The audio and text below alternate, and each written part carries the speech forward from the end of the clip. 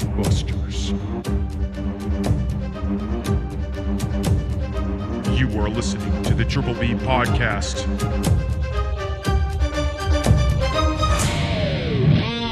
Let's fucking go. Welcome back to the Triple B Podcast, Bourbon, Belts, and Blockbusters. My name is Ryan. I'm Tim. And this is a show where we don't actually fucking talk like this. This is a show where we talk about wrestling, we talk about movies and shows, sometimes a little music, sometimes a little video games, but not typically. And we drink bourbon. This week, we have a lovely cocktail coming at you guys. It is called the Taxi Cab. I honestly made this name up for the cocktail, but I did not make up the cocktail. I saw the cocktail. The cocktail was titled, and I quote, Citrus Amaretto Bourbon Cocktail. And that's fucking boring. So I changed it to the Taxi Cab. It has a yellowish tint to it. So it worked out that way. I didn't plan for that, but that's how it worked. And citrus, amaretto, bourbon, spell out cab. So I just rolled with it and went Taxi Cab on it. I like it, man. Yeah. It is 1 ounce of bourbon, 2 ounces of amaretto, and 1 ounce of freshly squeezed orange juice. Because if you ain't squeezing, go fuck yourself. Fuck off! Yeah. Squeeze your own juice. It's better for you. It's better for the drink. It's good. It's delightful. We love it. I love it. Yeah. Any hoozle. The Taxi Cab. Cocktail of the week for episode 38, dog. Let's give it a try.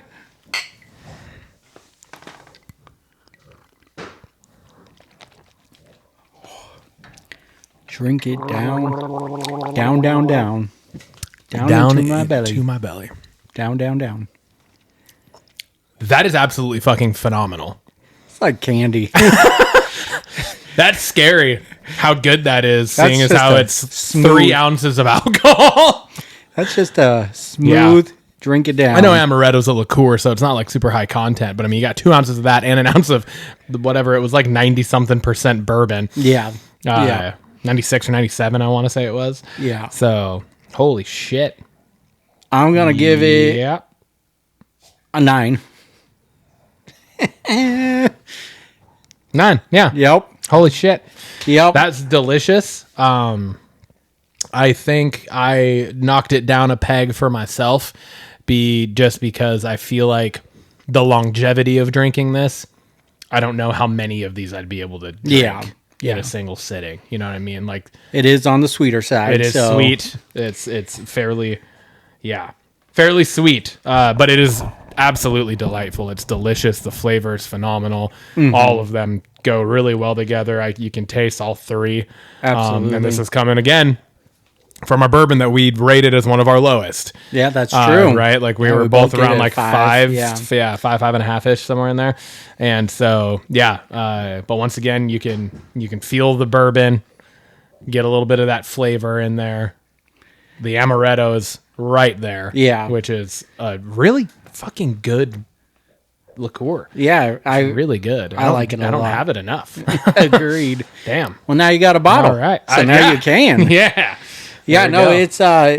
it's just smooth. This is going to be an easy drink, and it does. This cocktail takes away that punch at the tip of our tongue. Yeah. And the burning in the back of our throat. I know. The here and then Yeah, so no, this is going to be an easy drink. Highly recommend this one. Yes, absolutely. That brings us to our socials. You can find us on Instagram, X, YouTube, TikTok at Triple B Pod. We are on Spotify, Apple, Amazon. We are the Triple B Podcast, Bourbon, Belts, and Blockbusters. And you could give us an email at triplebpod619@gmail.com. Yeah. Yes. Come on. Let's get social. Let's get social. I want to get social. That brings us to our talking points.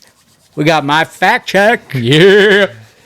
And we got some fact checks. Actually, a lot more, just like a lot of clarifications on this one. Hey, we've been doing pretty steady of keeping it majorly clarifications. Yeah. And, not a ton of corrections. Yeah. There's been some. There's been a handful. There's been some, but not. We've been keeping it fairly clean, even though it seems like a lot of stuff that we're putting on our fact checks. Yeah. It's still fairly clean in the realm of like fact checking. It's just we're clarifying things. Exactly. It's for Sean P. Hayes. Sean P. Hayes' sister Tracy. Oh, there That's you what go. the clarifications are for. Tracy from Wisconsin. Yeah, Tracy from Wisconsin. All right, digging right into it. I opened the episode and had a mouth jumble with my bourbon. It was like the Quercus Guayana, and you're like, I don't know what you were even saying. I don't know what those words are. But what that word is Quercus Guayana, and Quercus Guayana is the scientific name for Gary oak tree, also known as the Oregon white oak. Why don't they just put that on the bottle? Yeah, just put the Oregon white oak. The bottle literally said Burnside Oregon oaked bourbon. Why didn't you say Burnside Oregon white oaked bourbon? Yeah, it's covered right there. That's all it needed. Yeah, so that was a mouthful. That's not on you. That's on them. It really is. Going down, the bourbon that didn't have a flavor profile to compare to the Burnside bourbon that we tried. You brought it up. You're like, it's very similar. It doesn't have a flavor profile. It was Do Epic Shit Brown bourbon. Yep. So what is the window called that NFL free agents can talk but not sign? You called it the legal tampering, and that's what it used to be, and it's still called that. It's still called the legal tampering window, except they changed it. It's extended, like you said. Yeah. And that starts on March 10th of this year.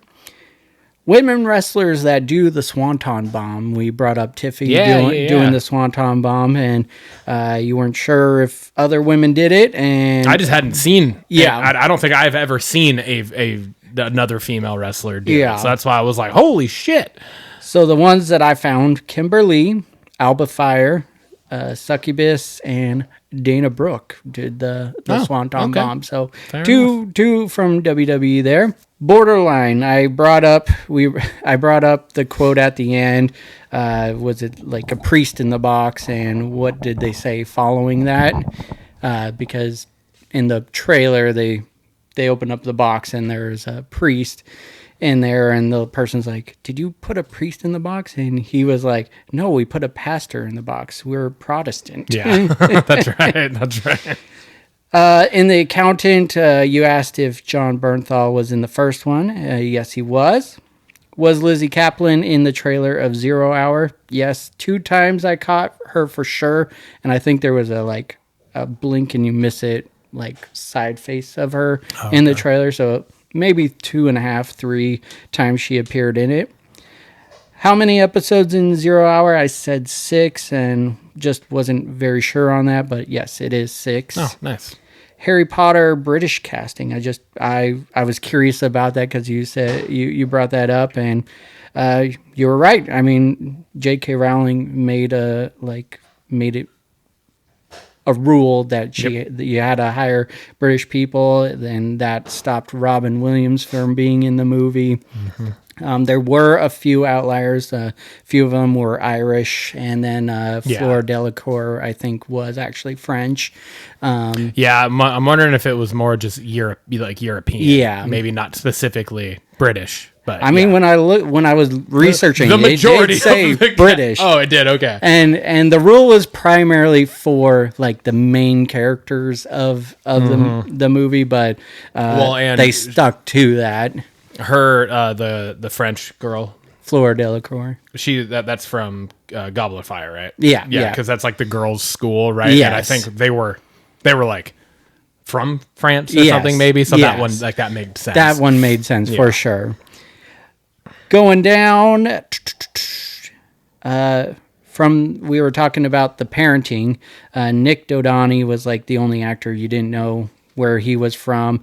He played in the movie Escape Room as Danny. Do you remember that movie at all? I've seen it. I don't know if I.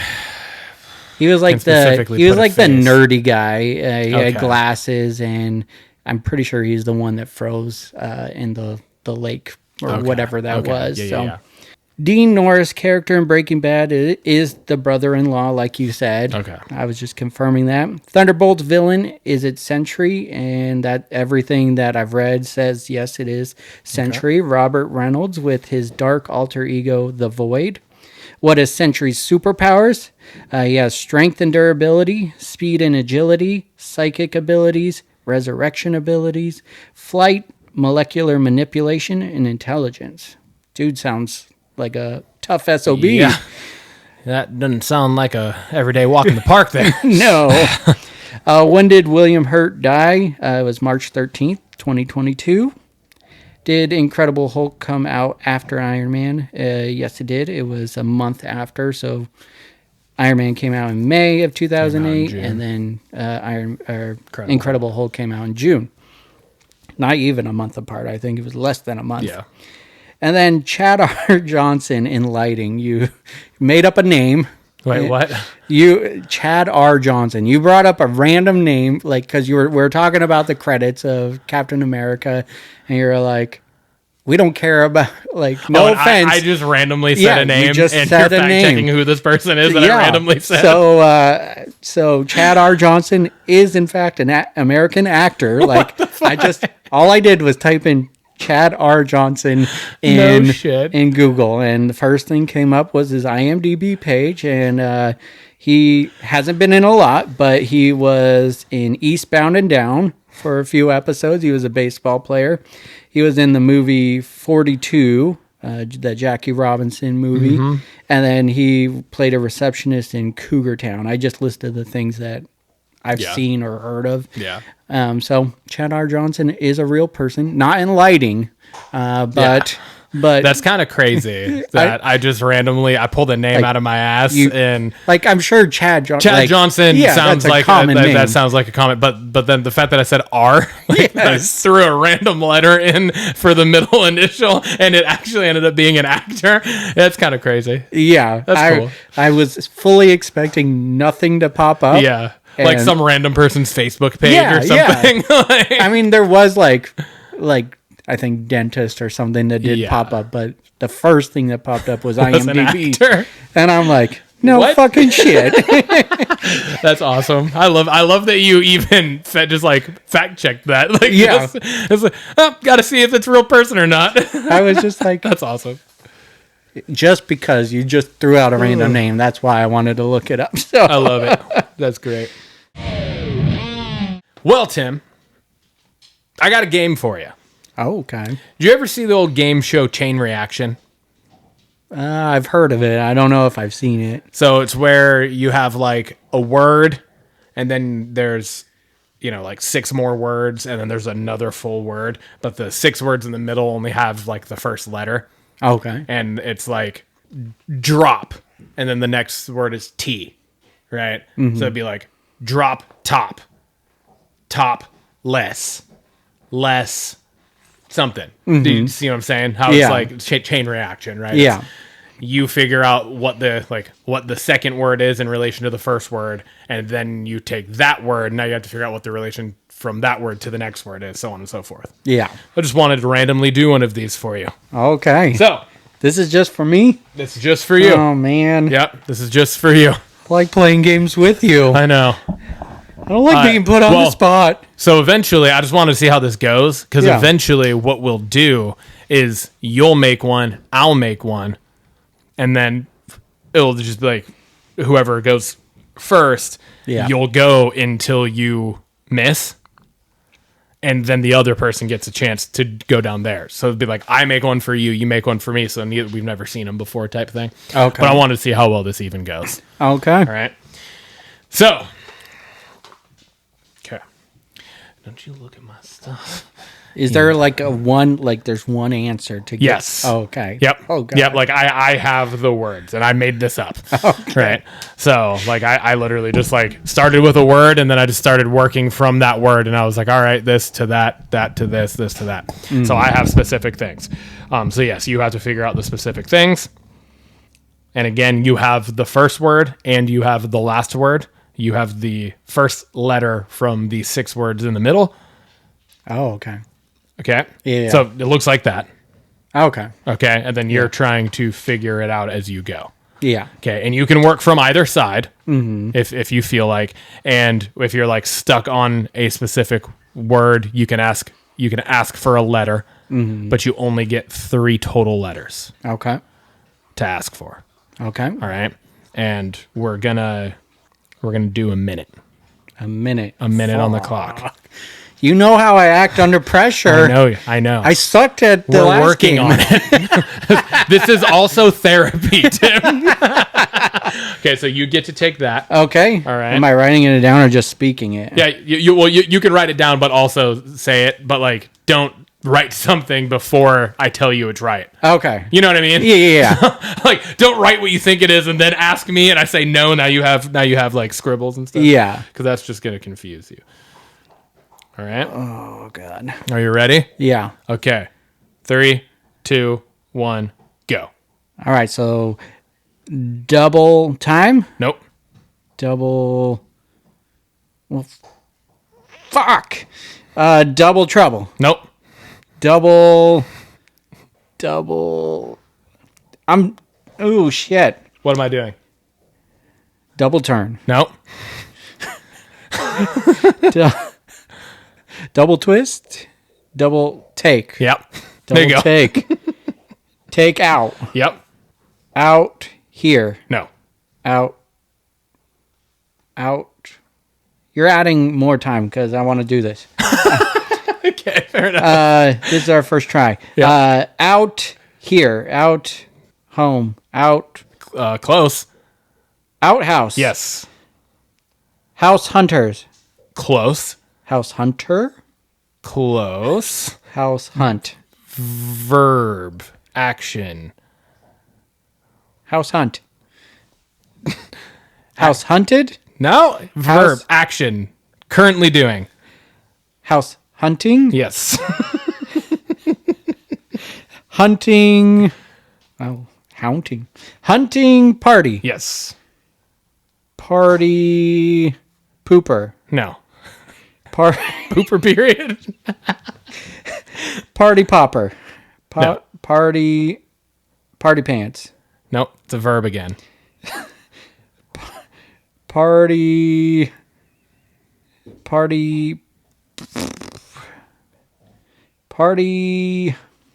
Yes, party. I got that part down. It is. Party. Nope. It's not party. Party. Oh, what's that word? Party. No, I just keep wanting to say pooper. If you were to, you also have letters that you could ask for. Oh, I can ask for letters? I told you have 3 letters you can ask for throughout it. Like I just ask you Yeah, second you just letter? say letter. Letter. L. Party planner. Close. Verb. Party plan. Party planning. Yes. Planning period. Yes. God damn. How long did that take? 2.5. Fuck. But that wasn't bad Yeah, though that for the wasn't- very first one. Yeah. Yeah. I That like was solid. that. I like that. That was solid. All right. You son of a beach. There we go. Always coming up with games for me. There you go. All right. Nicely done, sir. Cheers. Cheers to you, man.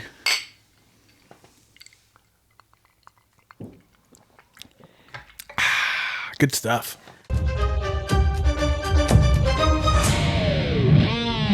That brings us to belts.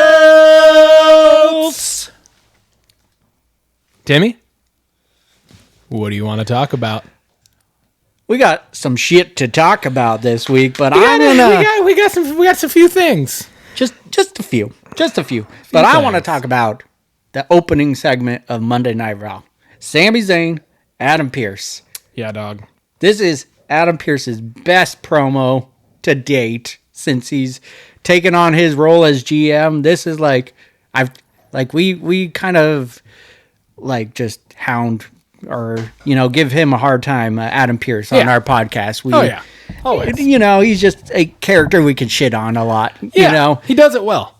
But this was like I was taking him seriously in this, and at first I wasn't. I was kind of just like, oh crap, here we go. He's gonna say, Sammy, you're not medically cleared, blah blah blah, and I was not here for that. I was like, we've seen this a million times before, and then Sammy just turns it around. Like he uses his Sammy magic, his passion, and he's just like, I'm gonna do this one way or another. It's happening. And then Adam Pearce throws down the line. It's not official. It's unsanctioned.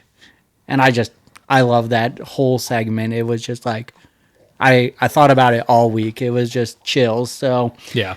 And then you go over to SmackDown and KO follows up with his own little promo outside Sammy's house. Yes. And I'm just like, and it was cool that he didn't attack Sammy. Like, it's different. It's different. It was like, we've seen the creepy.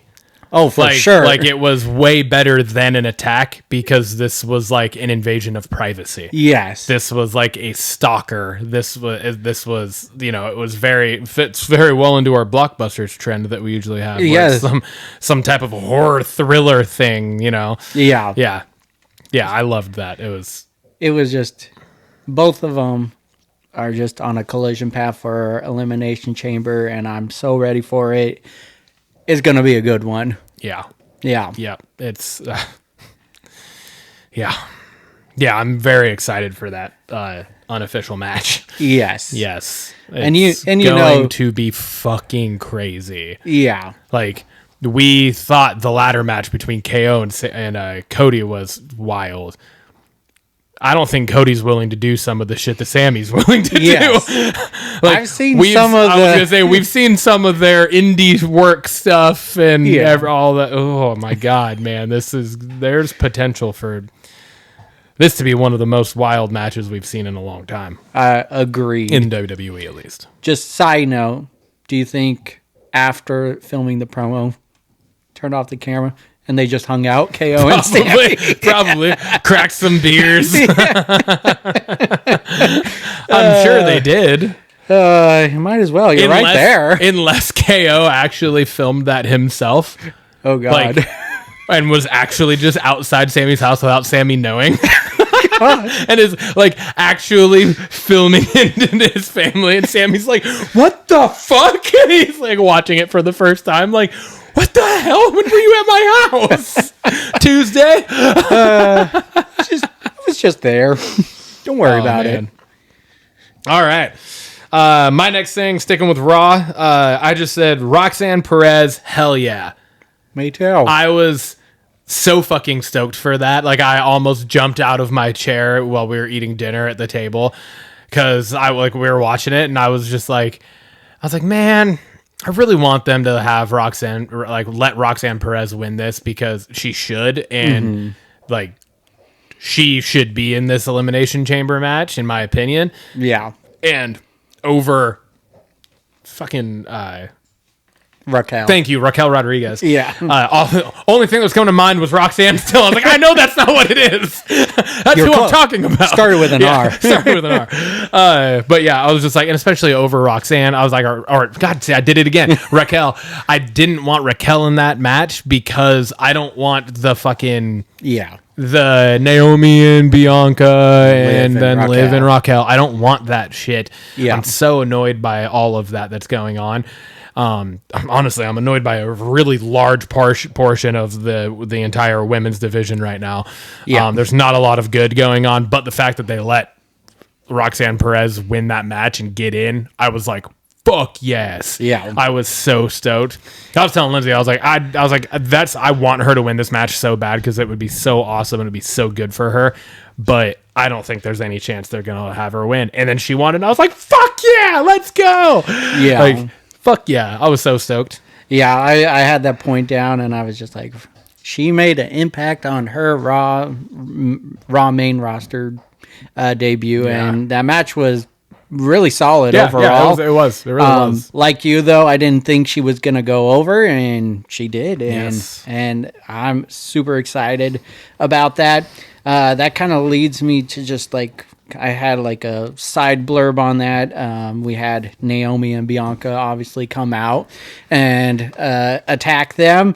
And you know what? I'm just with what's going on, now I'm not even agreeing with you that it was just Naomi that attacked Jade. I think it's both Bianca and... Oh, you think Bianca and Naomi did? Yes.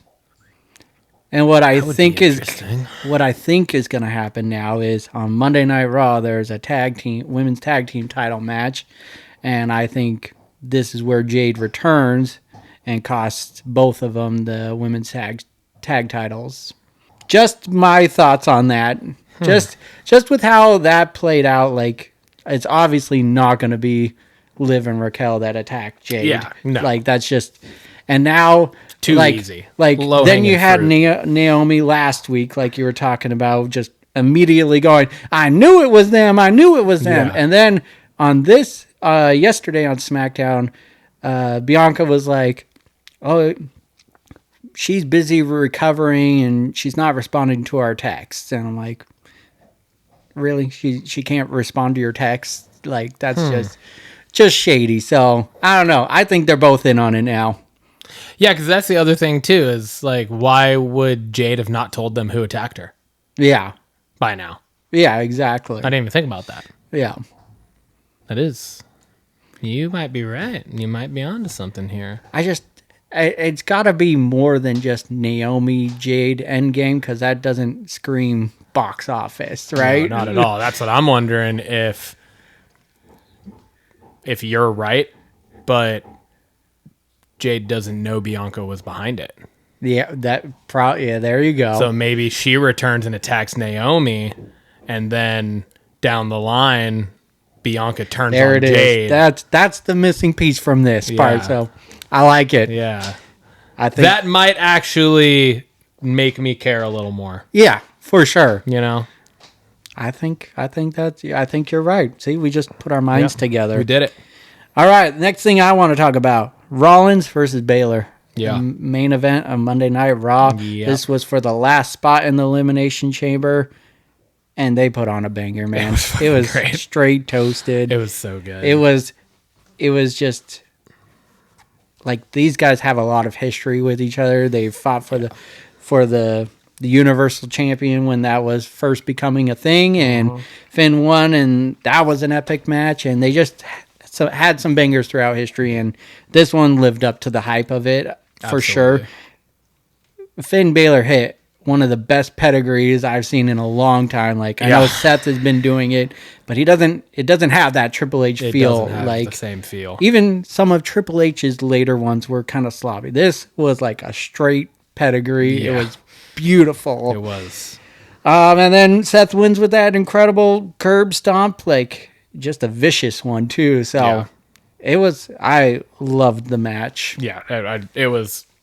We It knew was Seth was fantastic. gonna win. Like, Yes, we it did. was just obvious, but there was times where I was like, "Oh shit, is Finn gonna pull it Yeah. off?" Like, It was a really good match, just back and forth the whole way, and it was like you said. I mean, you said it perfectly. It was a toasted match. It was just so many moments in it where it was just like, oh shit, and oh fuck, they just did that type of thing, and just back and forth, and just kind of grueling, and yeah, it was. I mean, it was. It felt like an Iron Man match type thing. Oh, yeah. Because it felt long, you know. Yeah. But like, it felt long in a good way. Yes. Right. It didn't feel long like it was just like, fuck, is this ever gonna end? It felt Yeah. long like it just felt like there was kick out after kick out after kick out after big time moves. And Yeah. you're just expecting one of them to like, oh, this is it. Oh, they just hit this. All right, the match is over, and then they kick out, and you're like, fucking A, man. Yeah. How long you doing this? This is crazy. And it was so good. Yeah. 100%.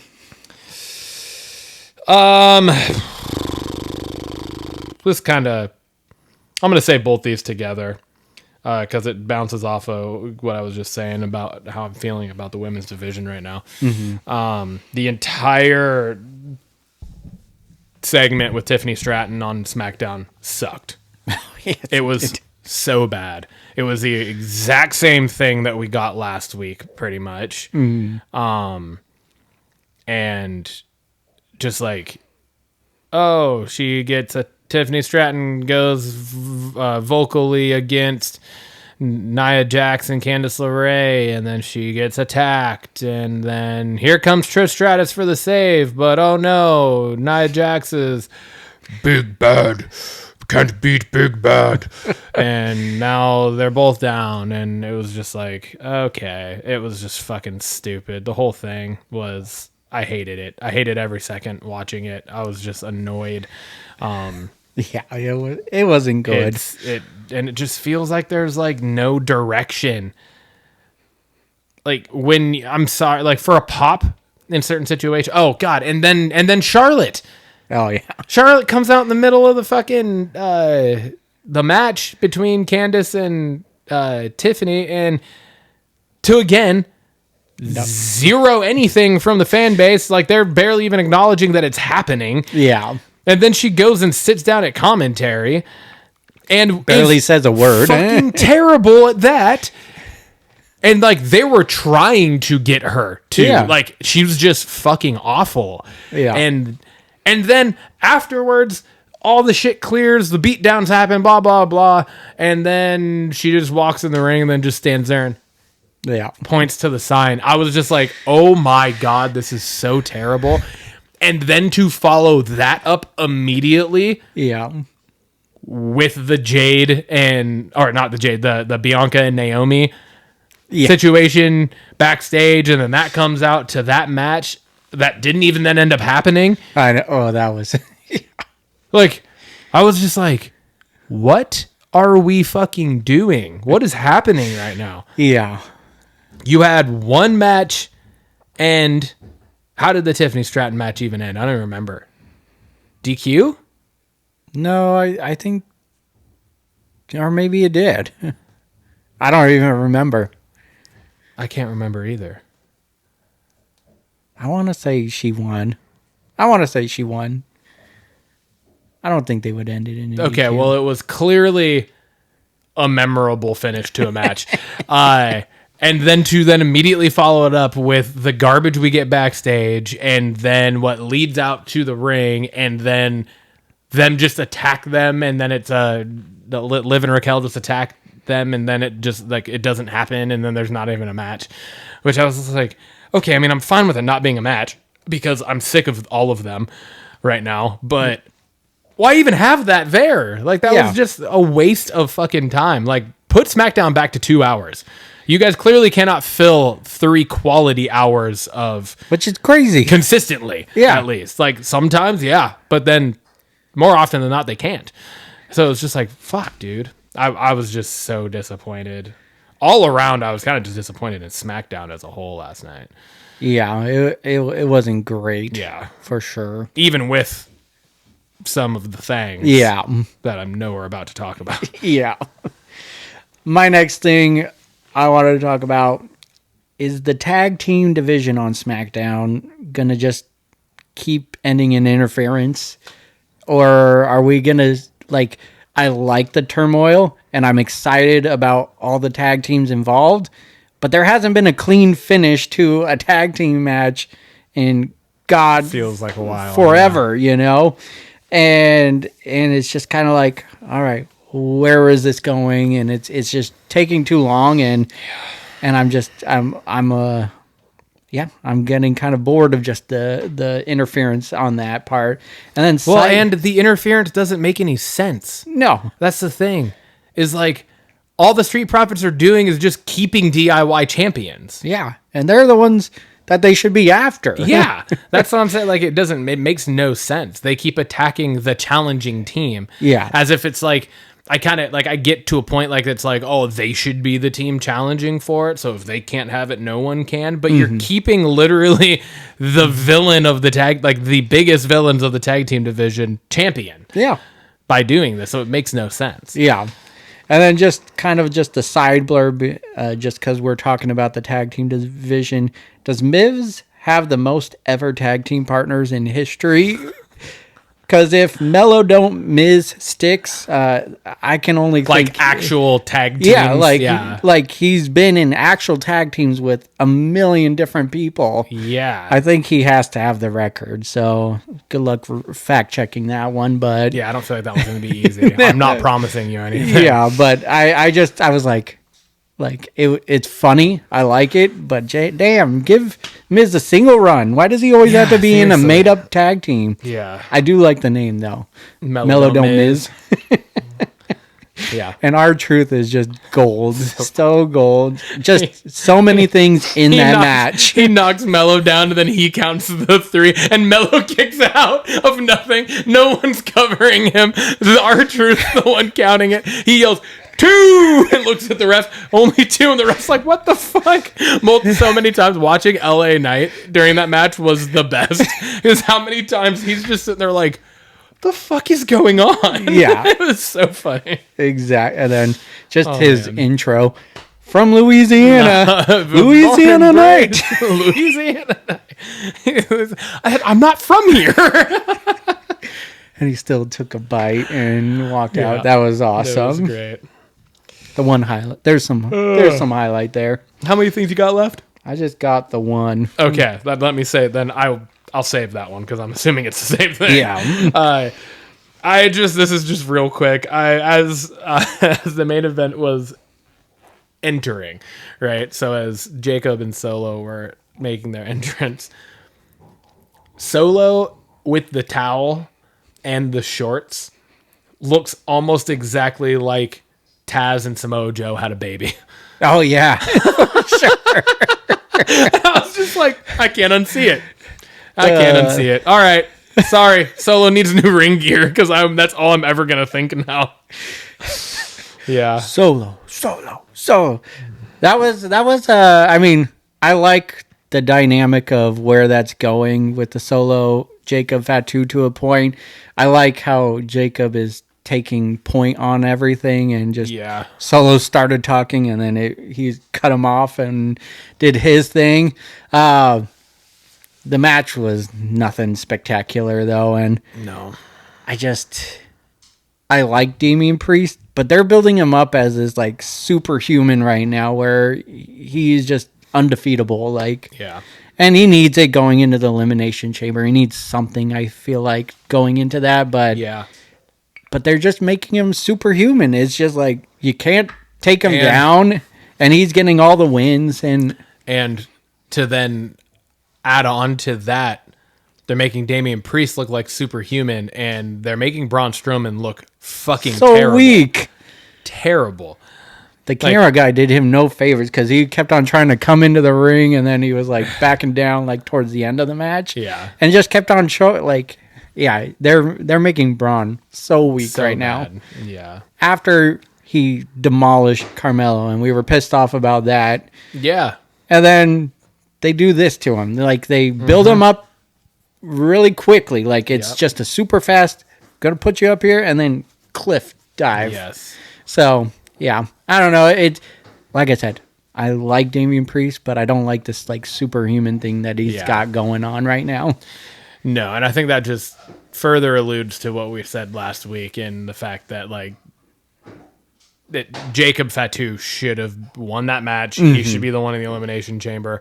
He's the one they should be building as this fucking beast like person that's just unstoppable. Yeah. Because that's what he still... Has he taken a singles loss yet? Nope. Yeah. Nope. So... And I don't know that I don't think he has been pinned. I don't think he's been pinned at all. Yeah. So, I don't know. It's just like, okay. Yeah. You know, like. Agreed. All right. Agreed.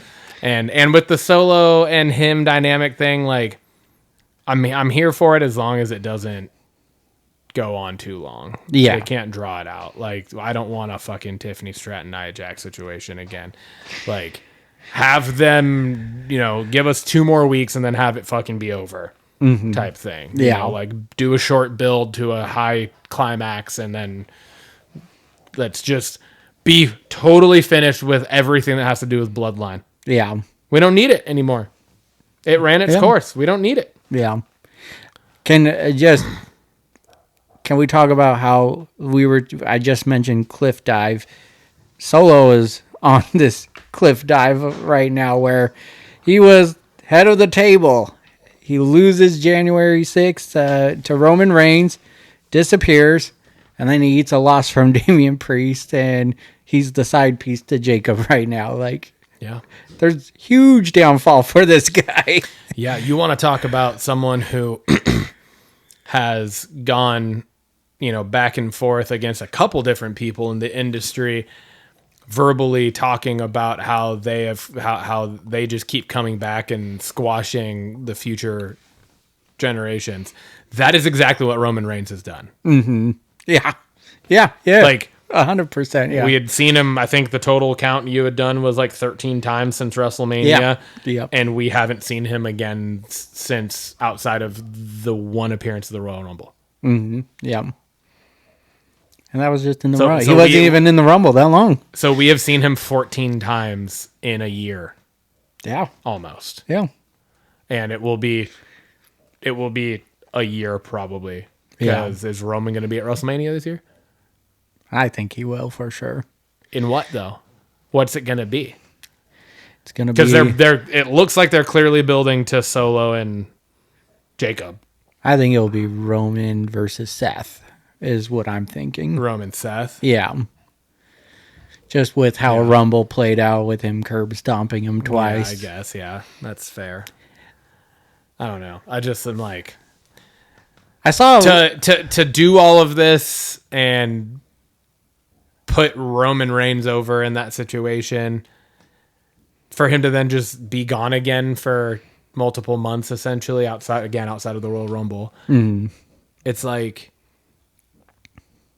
You should have just fucking had Solo win and just gone a different way with the fucking bloodline thing. Yeah.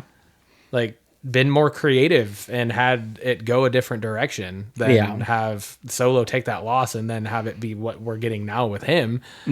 At least it was interesting then. I don't know. Yeah. I saw a thing like WrestleMania card, like the main events. What it looked like it was leading up to looked like a masterpiece. And I'm not saying it's not going to be a good WrestleMania, like just with what we got so far, but like you had CM Punk versus Cody Rhodes, like if he won the Royal Rumble, that was like that's a banger match right there. You got Rock Roman, where they've been teasing that forever. It was supposed to happen last year. You could fit it into a storyline just with how that Raw on January 6th played out. And then you could have had Cena versus Gunther as the other heavyweight, and you had your triple main event right there. And it's like I'm excited for Jay. Like I'm really excited. That's going to be awesome, and I hope he wins.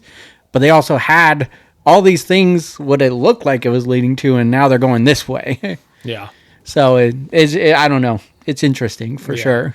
I saw a headline the other day and I was like, what the, like, fuck off. I don't believe it. But I saw a headline that said like WWE struggling to sell WrestleMania 41 tickets after Jey Uso won the Royal Rumble. And I was like, okay, first off, if it's because of anybody winning the Royal Rumble, it's Charlotte. Yeah. Hands down. The reaction that Jay is getting and continues to get at every show he's on since he won the Royal Rumble, nobody's struggling to sell tickets because of Jey Uso. No. He might be the biggest draw in the business right now. So that's not the problem. Yeah. But I know what you're saying. Yeah. For sure. Like they had a certain set of things that they could have laid out for this year. Yeah. And obviously that's not happening in any variation of it. None of what's happening is on my bingo card for WrestleMania this year. And I know we talked about leading into Royal Rumble. I was like, this is like the most unpredictable year yet, but there felt like there was certain things that were for sure locked in place. So I don't know. It makes it interesting. It keeps us on our toes and talking about it, obviously. And that's what WWE wants. Us talking about it. Speaking of bingo cards, we finally got The Rock, Tim. Yeah, we did. We finally got The Rock. And it wasn't just like random. No, like the least... I don't know. I kind of like just the way they announced it at the beginning of the show annoyed me. Like I was like, oh, the word got out. I didn't fucking know. Oh, you didn't? I didn't know that he was going to be on the show. Oh, it was. I saw a bunch of stuff just posting. He announced on social media the night before. That's even more annoying. He was going to be on. Let it be a fucking surprise. But they want the viewership. Let it be a fucking surprise. That's shitty true. thing. Could you imagine the ratings, like everyone's word of mouth going, dude, The Rock's on, and then just see a big spike in ratings? Yeah, exactly. Like, what happened to that type of shit ever happening? Like, we don't get surprises like that anymore. No. You know? Like, we don't get the shock of, like, what we got at fucking, was that Bad Blood? Bad when it came Blood. out? Yeah. Like, that was surprising. Yeah, that like, was we shocking. weren't expecting that. And all of a sudden he comes out after, we're like, what the fuck? And, like, you could have just had another moment like that. Yeah. Just have his fucking music hit. Mm-hmm. I could do without the fucking random jingle that they put in the middle of his fucking entrance music, though. Oh, you didn't watch his press conference afterwards? No, guess I didn't. No. It's because it was Lil Wayne song, and he's from Louisiana, and it was just promoting WrestleMania gonna be being in Louisiana again. Gotcha. So okay, yeah, fair and enough. he said so that's not like a normal thing. Yeah, it's not gonna be it. He just he said he wanted to come out sucks. to that, and yeah. All right. Anywho's all. No, I was just, like I said, I felt like SmackDown in general was kind of a big letdown for me last night. And this, which I felt like should have been a huge thing and a huge pop, I'm over The Rock. See, I'm not over it. He's not.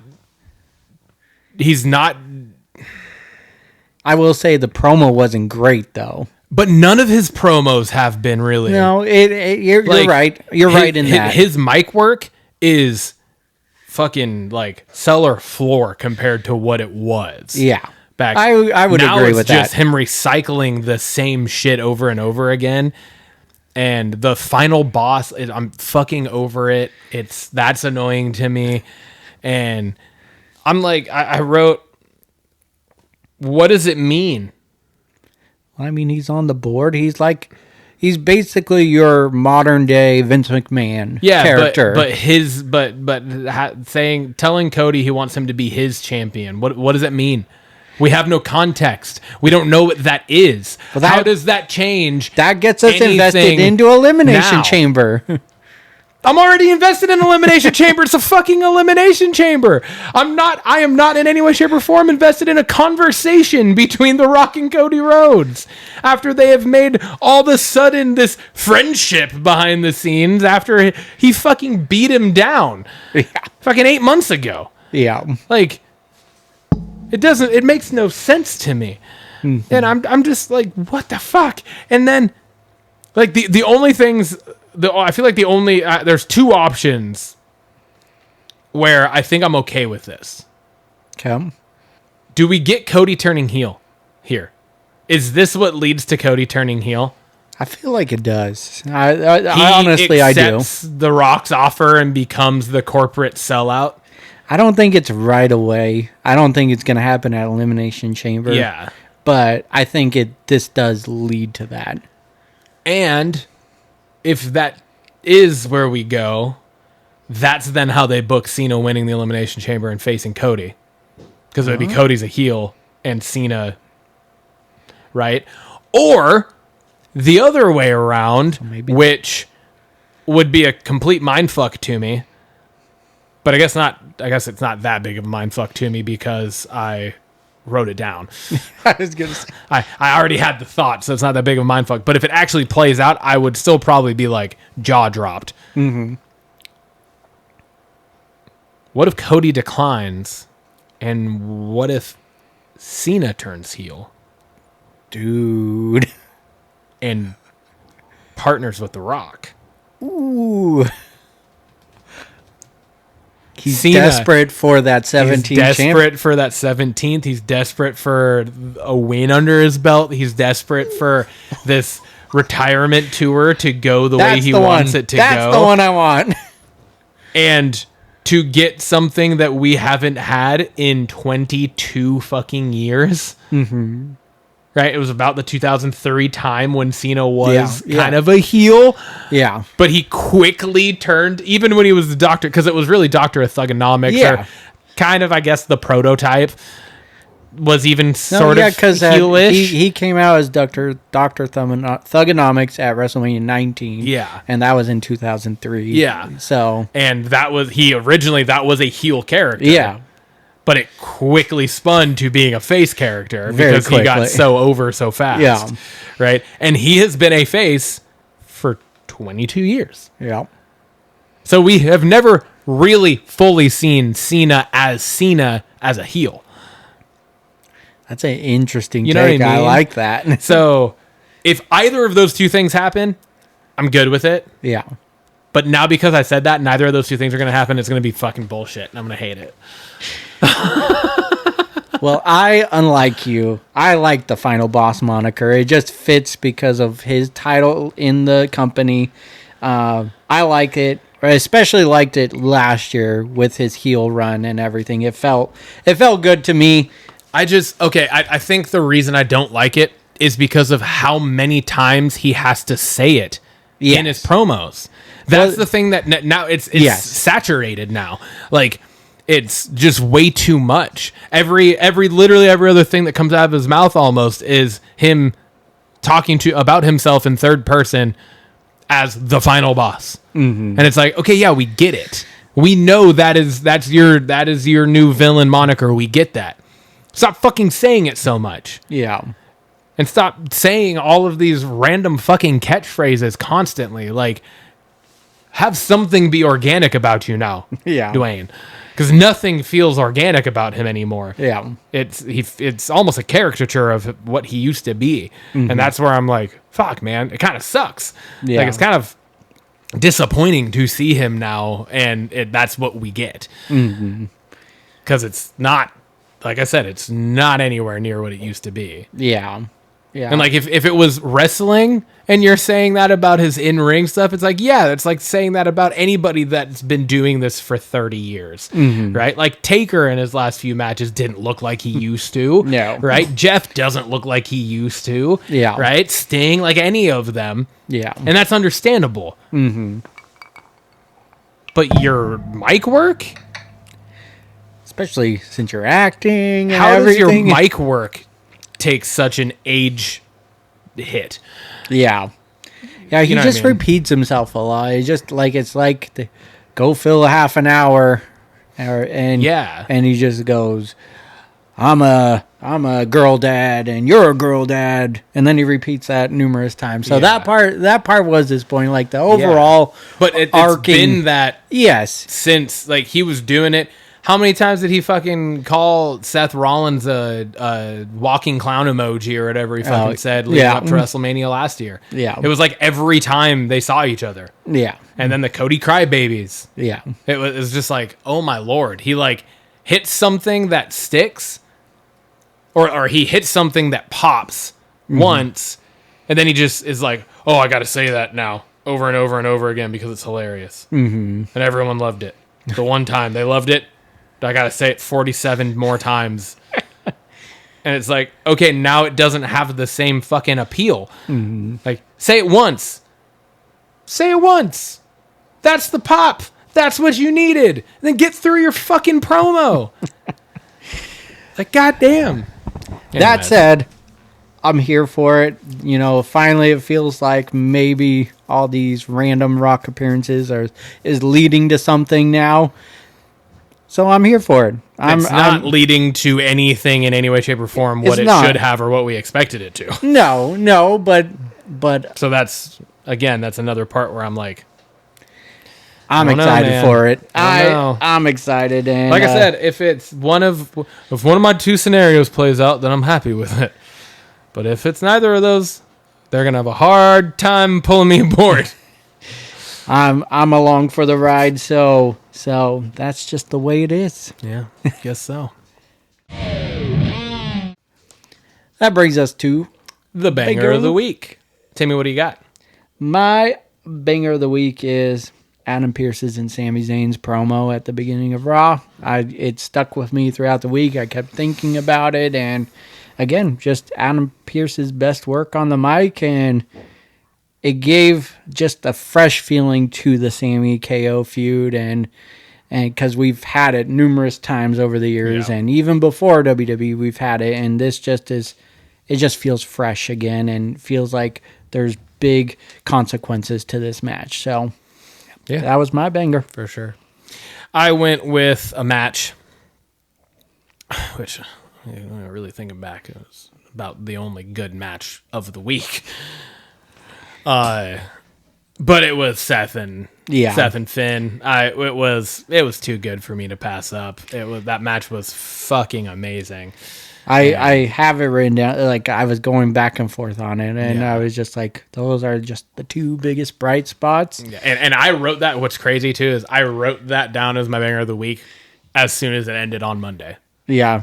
So I was like, doesn't matter what happens on SmackDown. Nothing is like nothing's going to take this. Yeah. And I was right, because there was nothing on SmackDown for me at all that was even remotely close. Not even remotely close. I agree with that. Like, I had the brief moment where it was like, oh, The Rock's going to be here when they showed it. I was like, oh shit. Okay, well, depending on how this goes. And then after that was over, I was like, yep, nope, this is... Yeah. Seth and Finn took the cake this week for me, so. That brings us to the belts question of the week. I pose this. What is a moment that legit left you shocked when you didn't see it coming a mile away? I feel like this one's pretty obvious. I almost said not to say it, but I'm guessing. Oh, Taker losing to Brock. Oh, no. Oh, what one were you thinking? I was just thinking Jay winning this Royal Rumble. No. The Undertaker losing to Brock Lesnar. Yeah. Nobody saw that coming. It was the streak. Like, everyone assumed, as rightfully so, and probably as it should have been, that the streak would stay intact, at least for that year. Yeah. Did it have to retire with him? Not necessarily, but it made no sense then. It makes no sense now, still to today, to have Brock go over the Undertaker for the streak there. It did absolutely nothing for Brock Lesnar's career. He didn't need it at that time.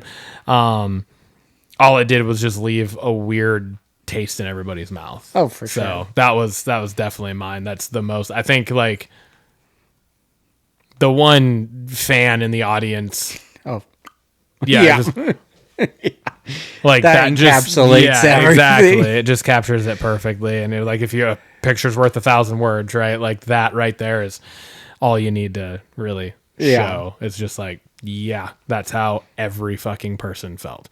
That's a good one. My shocking moment was Seth Rollins betraying the Shield. With the chair shot to Roman and Ambrose, and Triple H having, there's always a plan B. It was Evolution feuding with the Shield at the time, and then just by the snap, Rollins. And of all if one were to turn on them, I didn't see it being Rollins as the backstabber. So it was very shocking. Still to this day, I'm like, holy shit, that happened. Especially at that time during that feud with Evolution. So, crazy moment there. For sure. That brings us to Blockbusters! We got a handful of things today. We sure do. And it fits right down the alley of what we always talk about, but this one does not. Freaky Tales.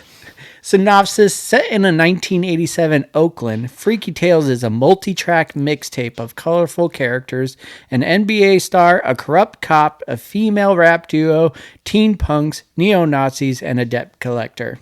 On a collision course in a fever dream of showdowns and battles, this pulpy blend of explosive action, edgy humor, gory kills, and sly twists and turns makes for one wild ride. The cast has Pedro Pascal, Ben Mendelsohn, Jay Ellis, Normani, Dominique Thorne, Jack Champion, Jaeyoung Yu, Angus Cloud, and Tom Hanks. This comes out April 4th, 2025, and it comes out in the theaters. the trailer is kind of crazy for this, and it's got like It's like I was Smoking Aces. I was just gonna say, yes, it's like a combination of like Pulp Fiction and Smoking Aces. Yes, is what it felt like. Like I was just like, what the fuck? And I just like the retro feel of this. Yeah. I'm really enjoying the throwback movies recently. There's been a few, like Lisa Frankenstein's a throwback, but yeah, I really like the tone in this trailer, and has our guy Pedro Pascal in it, and absolutely, along with a bunch of other fucking people, star-studded like cast. Tom Yeah, for Hanks, sure. Tom Hanks, Ben Mendelsohn. We were just talking about him, right? We were. Yep. So yeah, super excited for this one. A couple of the ones we chose are like festival movies that have like this came out a while ago, I guess. In a like Sundance or something like that. Yeah. Yeah. No, the fucking trailer looks amazing. Yeah. I'm stoked for this. The part with he's slicing up people. He's like, he's slicing people up with a sword now. Say that again. It's like, oh fuck. And then did I watched it a couple times. I don't believe I remember seeing Tom Hanks. Did you? I don't remember seeing it? Tom Hanks in the trailer either. And so I was like, is this a typo? And then I looked in multiple sources. It shows that he's in it, and and they did show a video store, and he's apparently the owner of that. So okay. So yeah. All right. I put this one on here. It's called Bring Her Back. The synopsis is: a brother and sister uncover a terrifying ritual at the secluded home of their new foster mother. The cast is Sally Hawkins, Billy Barat, Stephen Phillips, and the release date is May 30th of this year, and it will also be in theaters. Wow. The trailer for this movie looks fucking terrifying. A24 knows how to make you uncomfortable. Yes, they are some fucked up individuals. Absolutely in the best way possible at that studio.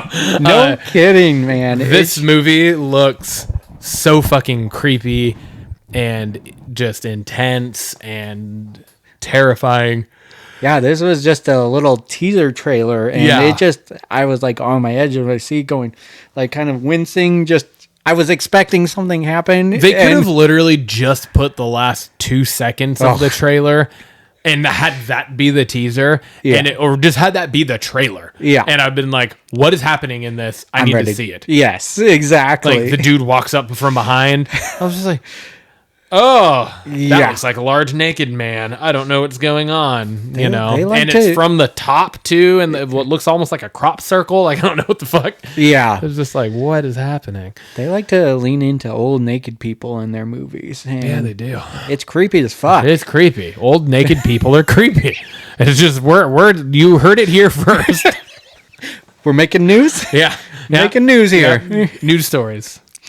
That brings us to Hell of a Summer.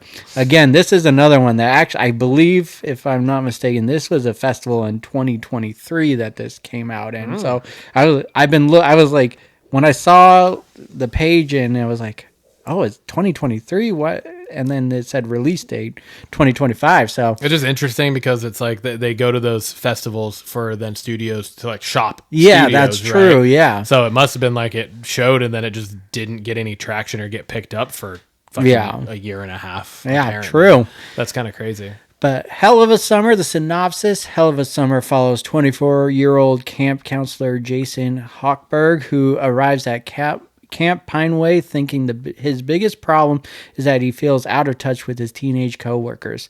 What he doesn't know is that a mass killer is lurking on the campgrounds, brutally picking counselors off one by one.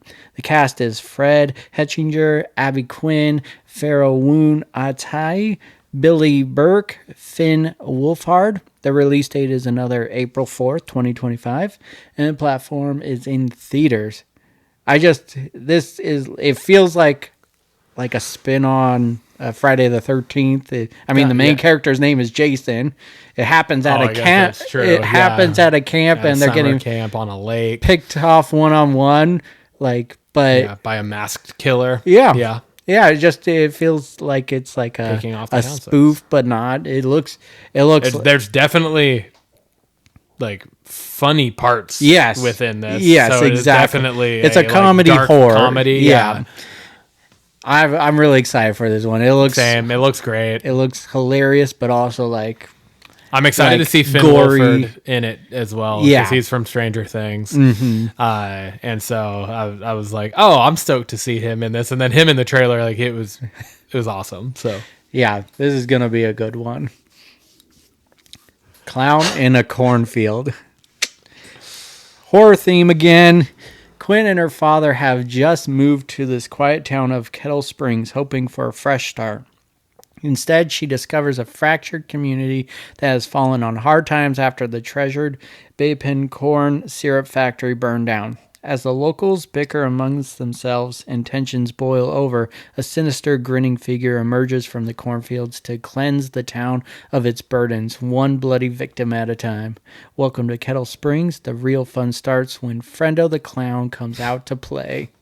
Cast is Kevin Durand, Will Sasso, Katie Douglas, Carson McCormick, Aaron Abrams. Release date is May 9th, 2025, and comes out in theaters.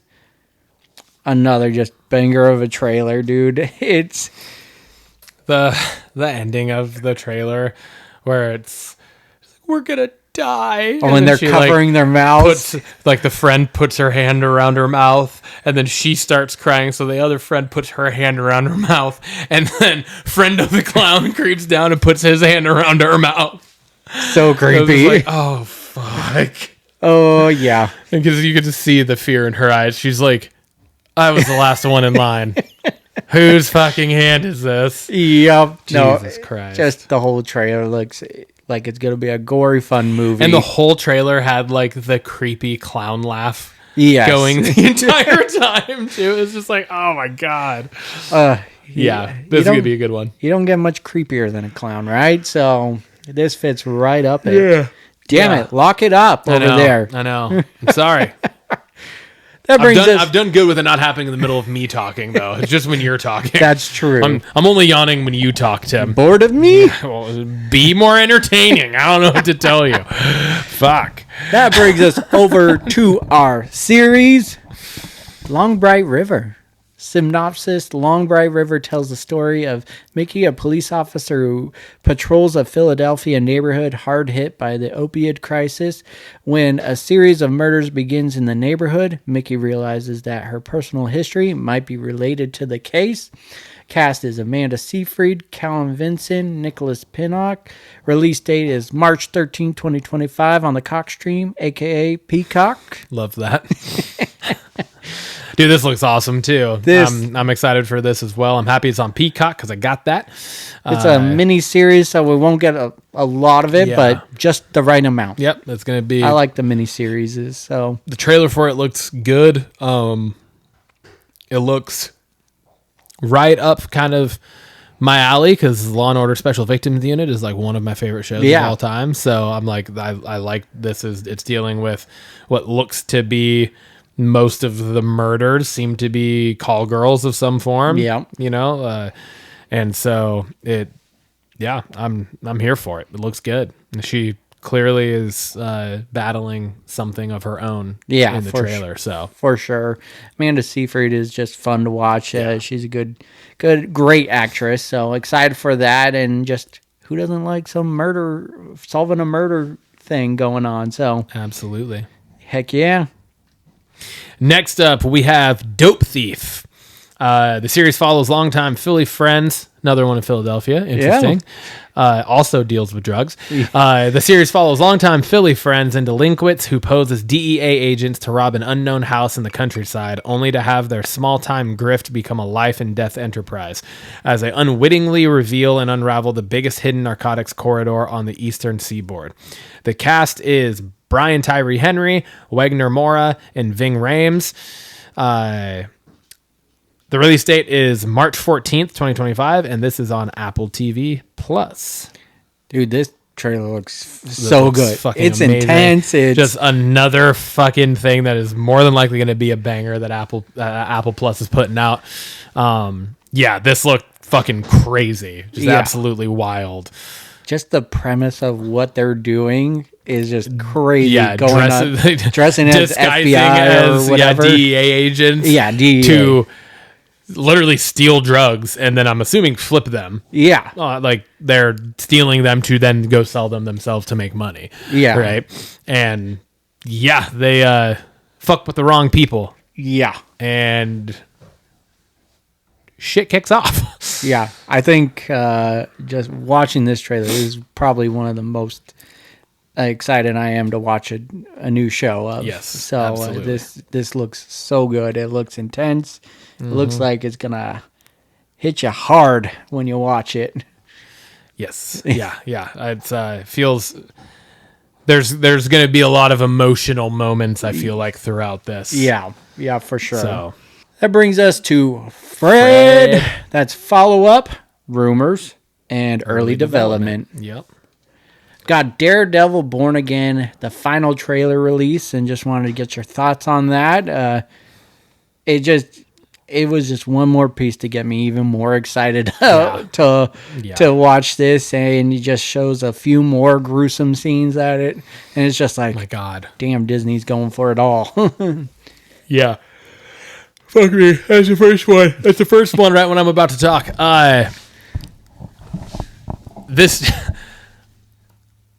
I'm so excited for this show because this is going to be I feel like the turning point towards what we will start to get from Marvel. Mm-hmm. If that makes sense, right? Like, it's not just going to be, Daredevil is this piece, and then we're going to put out this kid-friendly thing over here. I don't feel like that's what they would do. I feel like it would be a really bad idea if that is what they do. Yeah. Like, you're putting this out.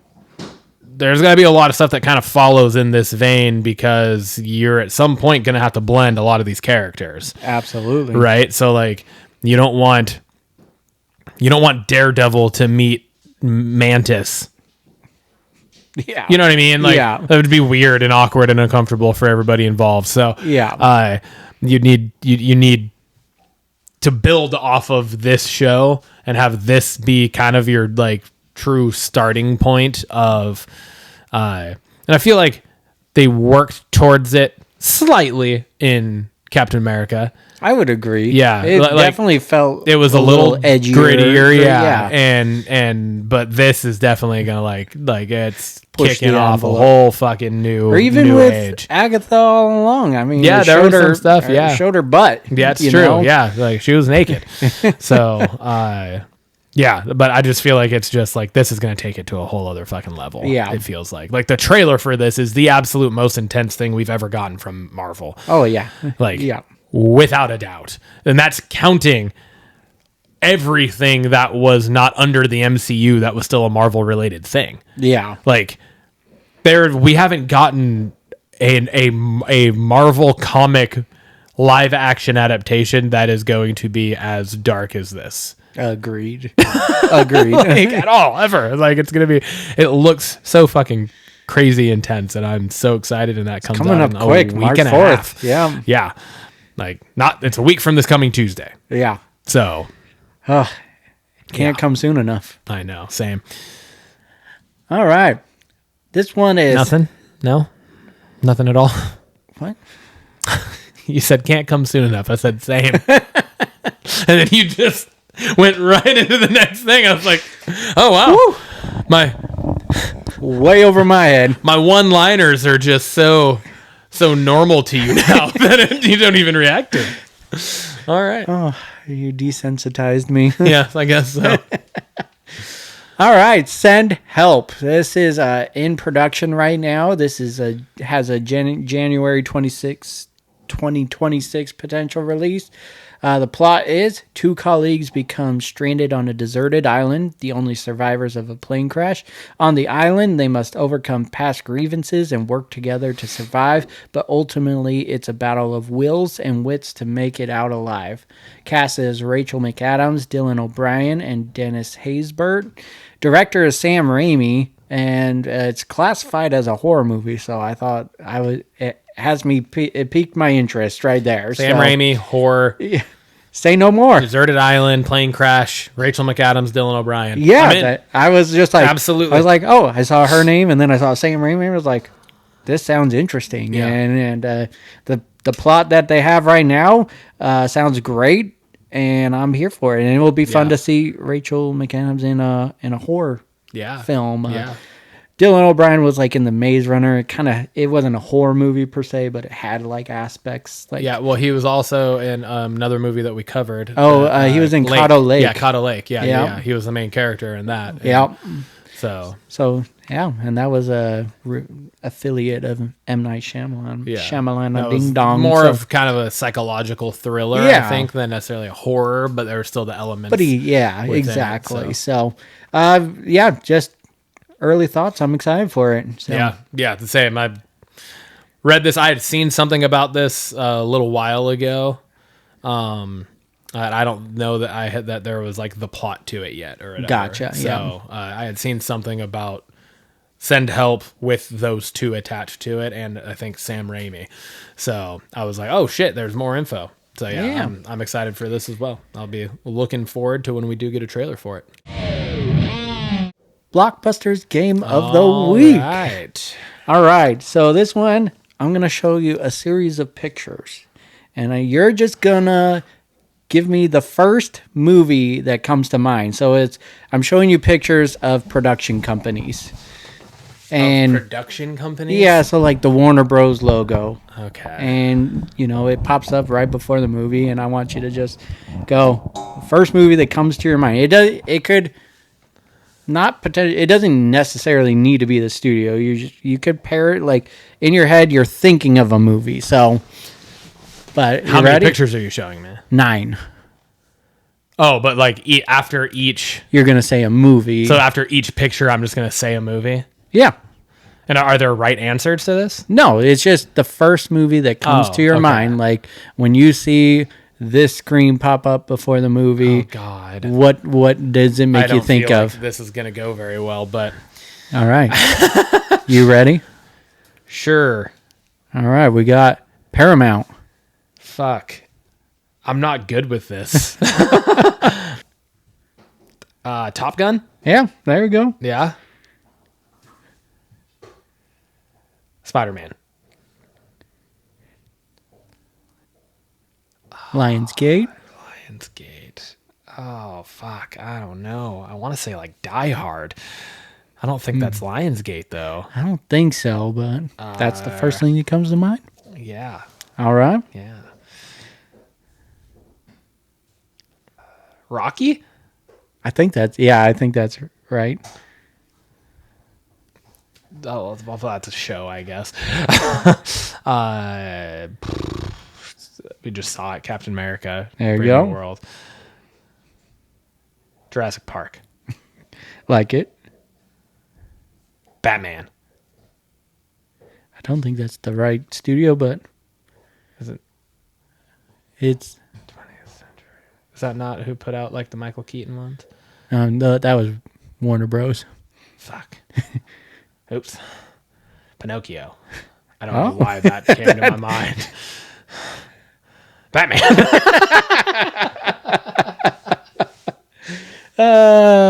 Batman. Batman for all of them. I should have just said Batman for everything. Should have. Paramount. I also thought of Top Gun when I first saw the picture. Okay. All right. Sony. I thought of Bad Boys. Oh, okay. Lionsgate. Thought of Saw. Oh, all right. Metro Goldwyn Mayer. The MGM. I thought of James Bond. Oh, yeah. Okay. GoldenEye. Marvel Studios. I too thought of Captain America just because we just saw it. Recency bias. Universal. I thought of E.T. Oh, yeah. Okay. 20th Century Fox. I thought of Alien. Oh, okay. Yeah. Walt Disney. Thought of The Lion King. There you go. Warner Bros. Thought of Harry Potter. Oh, yeah. There you go. It wasn't the ghastly looking one, but yeah. All right. Yeah, I thought Okay. that would be fun. Yeah. Nice. That brings us to our special segment, the Hell yeah. Blockbuster Binge Cap of February. Yes. February binge cap. I changed the name. Did you see catch that? Yeah, I see that. I'm good with it. All right. Well, you want me to start? Yeah. Why don't you get it? I actually have started? quite. I did good this month. All right. I did really well. I have a handful of things. I'm going to start with series first. Okay. 3. I have 3 series. Okay. So I'm fully caught up on Shifting Gears. It's Nice. phenomenal. I'm loving it. We have been in the process of rewatching New Girl Oh, on cool. the Cox stream. Peacock.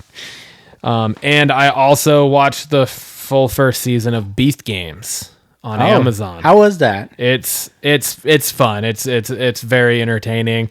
There are legit moments where you're like, fuck, I literally don't know what's gonna happen or who's gonna, because I started following Mr. Beast because he's like a social media dude. Yeah. And he would do essentially the Beast Games. He would do all this stuff just like on TikTok. And like really? he would get 1,000 people out into this one fucking place, and there'd be $1 million on the line or whatever, and then they would be like doing all these same sorts of games that they do. Oh, wow. But then for the show, they set it up very Squid Games like, Okay. where they have like the guards, and they have like, if you get eliminated, you die, but you don't actually die. Yeah. Right? Like they just like drop you or whatever, however it works, that type Yeah. of thing. It was really entertaining. I really enjoyed it. Okay. So those are my series. Okay. Movies I have watched in the month of February. Back in Action. Okay. Yeah, Yep. it was Yep. really Cameron good. Diaz, Really Jamie enjoyed Foxx. that. I'm glad you liked it. Yeah. You're cordially invited. Yeah. Okay. Fantastic. Venom: The Last Dance. Okay. Yeah, we talked about that already. I watched Dear Santa on Paramount Plus, the Jack Black Oh yeah. one. How was that one?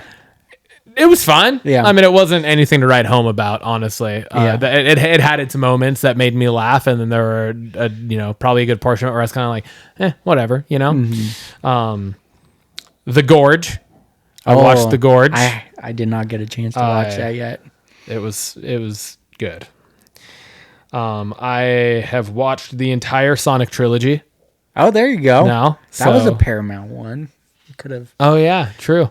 So yeah, I watched the first 2, and I literally finished the first, and I thought the third was already, or I finished the second one, and I thought the third one was already out, and I went to start it, and it was like coming soon, and I was like, what?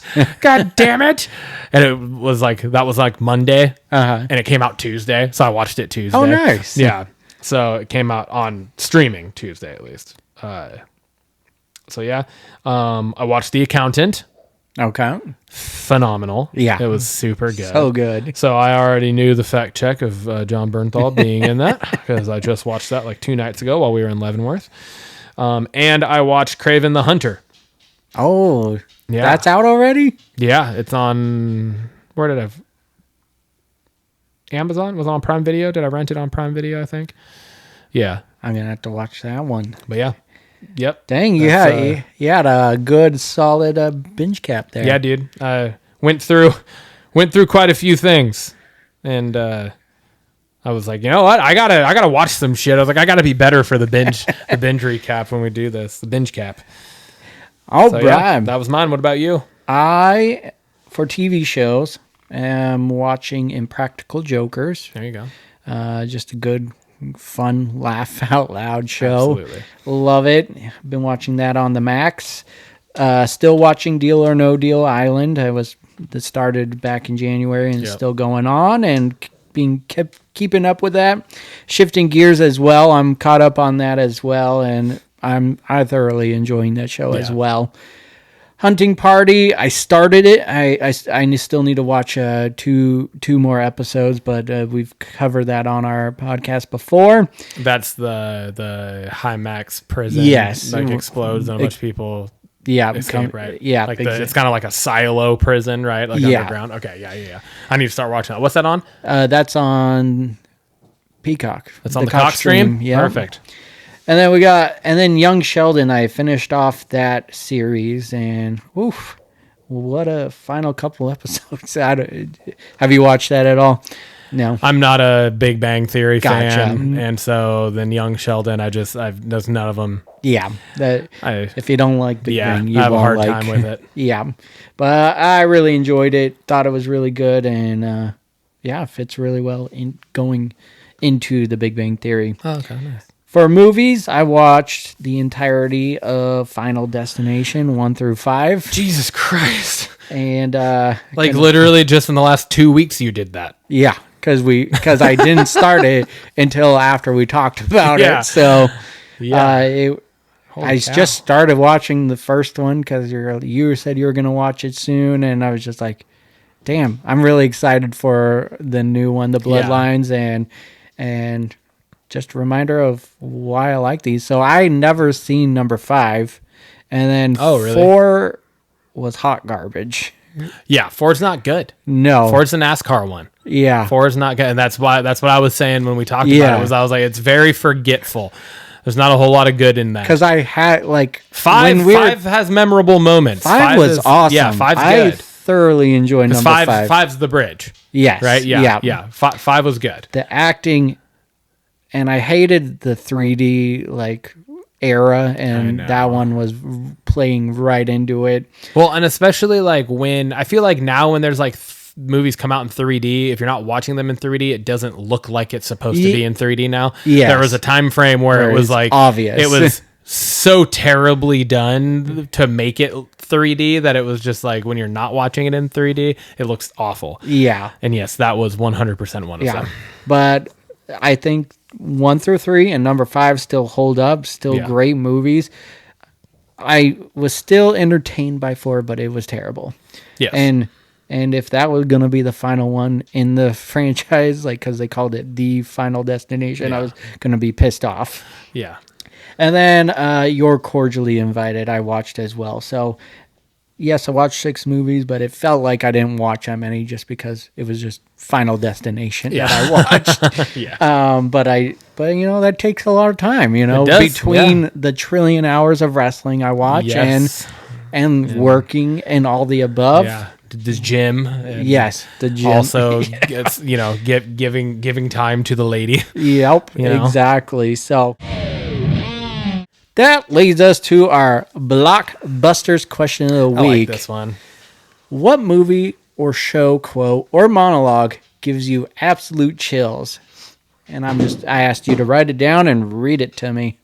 I have 4. You got 4. I have 4 different ones. I couldn't pinpoint, so I was like, "Fuck it, I'm gonna do them all." All right, let's hear them. All right, got a list. The first one is the shortest. Okay. It's literally one word. Oh. But it is one that sends a tingle down my spine every time I hear it. Okay. And it is Severus Snape saying "always." Oh, that's a good one. That it wraps up like the entirety of the story. Yeah.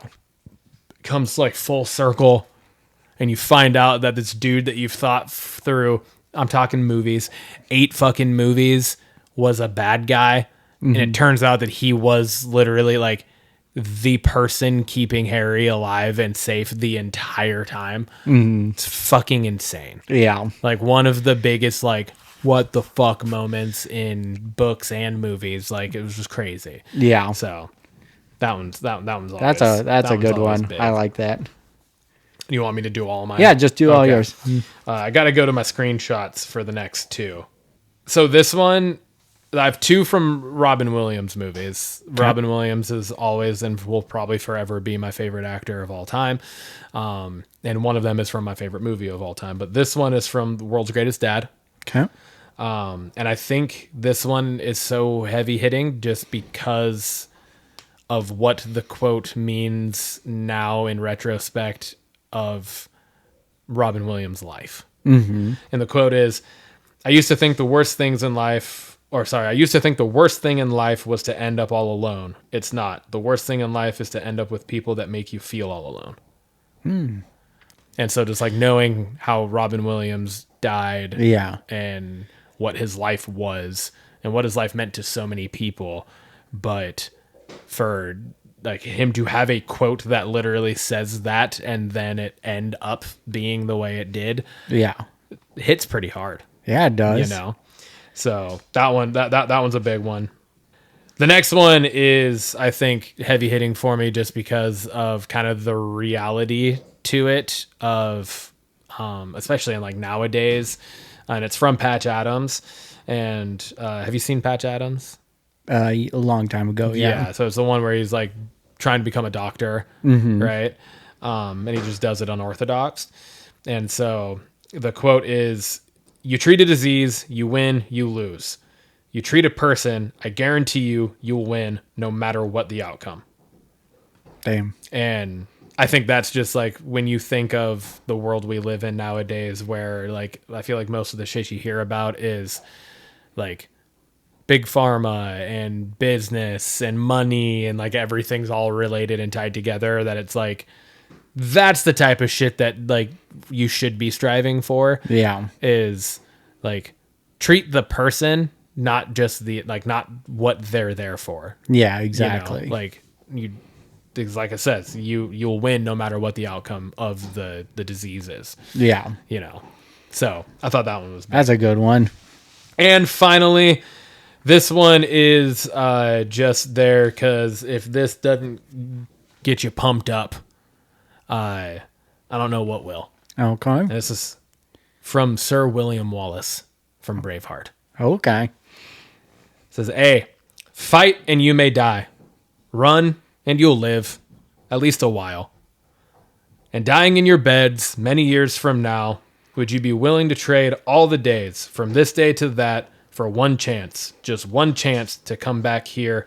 Would you be willing to trade all the days from this day to that for one chance, just one chance to come back here and tell our enemies that they may take our lives, but they'll never take our freedom? That one of the best pump you up scenes ever. Yeah, for sure. So those were mine. Yeah, I couldn't dwindle it down, and I was just like, fuck, Tim, this is such a good question, and I don't know what to do, so I'm doing all of them. I like it. All right, so I did like a monologue one, so this is kind of a long one, but it is only one. No worries. I just did 4. This is from Ted Lasso, Apple okay. Plus TV Apple Okay. TV Plus show. Great show if you haven't watched it. I have not. I've seen bits and pieces. I haven't actually fully watched it. Highly, highly recommended, and Apple don't miss, so Yeah. there you go. All right, so this is in the first season, and it goes like this. Guys have underestimated me my entire life, and for years I never understood why. It used to really bother me. Then one day I was driving my little boy to school, and I saw a quote by Walt Whitman. It was painted on the wall there, and it said, "Be curious, not judgmental." I like that. So I get back in my car, and I'm driving to work, and all of a sudden it hits me. All them fellas that used to belittle me, not a single one of them was curious. You know, they thought they had everything all figured out, so they judged everything, and they judged everyone, and I realized that their underestimating me, who I was, had nothing to do with it, because if they were curious, they would have asked questions. Questions like, "Have you played a lot of darts, Ted?" To which I would have answered, "Yes, sir, every Sunday afternoon at a sports bar with my father from age 10 until I was 16, when he passed away." Barbecue sauce. And to kind of put into the scene, he's playing against a guy named Rupert, who was the former owner of the soccer team that he's coaching, and he was basically just belittling him in the scene, and then he goes on a tear and beats him at darts. It was really cool. That's awesome. Yeah. I like that. So that was my quote. That's got me a monologue. little hyped up to go watch the show. You really should watch the show. There's only one episode, and you could skip it, and it won't ruin the show for you. But there is one episode that just is like, why is this in the show? But the rest of the series is amazing. So Gotcha. Okay. highly recommend it. All right. All right. Hell yeah, man. That concludes. Episode Cheers. 38. Cheers.